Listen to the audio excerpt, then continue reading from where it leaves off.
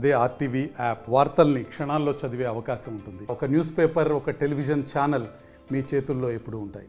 Atmakur circle పరిధిలోని ఆత్మకూరు, మర్రిపాడు, అనంతసాగరం మండల ప్రజలకు వినాయక చవితి శుభాకాంక్షలు తెలియజేసుకుంటా ఉన్నాం.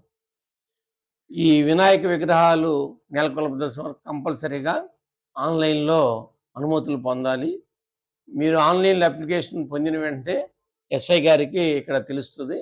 ఎస్ఐ గారు వచ్చి అక్కడ పరిశీలించి దానికి నో అబ్జెక్షన్ సర్టిఫికేట్ జారీ చేయడం జరుగుతుంది.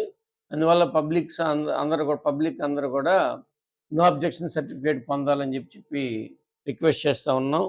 అంతేకాకుండా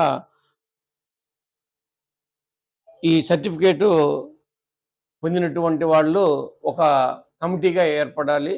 ఈ కమిటీగా ఏర్పడిన వాళ్ళు ప్రతిరోజు ఎవరో ఒకళ్ళు రాత్రిపూట విగ్రహం దగ్గర ఉండాలి.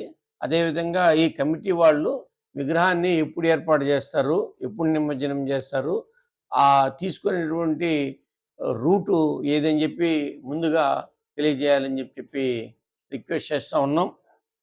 అంతేకాకుండా ఈ వినాయక ఉత్సవాల్లో డీజేకి కానీ, రికార్డింగ్ డ్యాన్సింగ్ కానీ, అశ్లీల నృత్యాలకు కానీ ఎటువంటి పర్మిషను లేదు.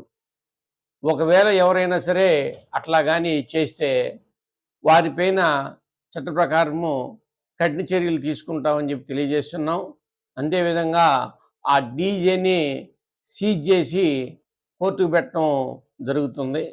2 అశ్లీల నృత్యాలకు పాల్పడేటటువంటి వ్యక్తుల మీద కూడా కేసులు నమోదు చేయటము జరుగుతూ ఉంది.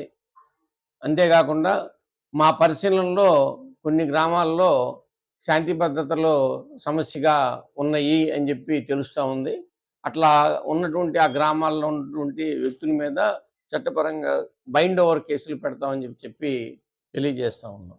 తెలుగులో ఫాస్టెస్ట్ న్యూస్ ఇప్పుడు కొత్త అవతారంలో 5 సెకండ్లోనే పూర్తి వార్తా సమాచారం మీ చేతిలో. సోషల్ మీడియా ట్రెండ్స్ మీ కళ్ళ ముందుకే live TV and voice search ఆప్షన్స్తో ఇప్పుడే డౌన్లోడ్ చేయండి. యాప్ లింక్ డిస్క్రిప్షన్లో ఉంది.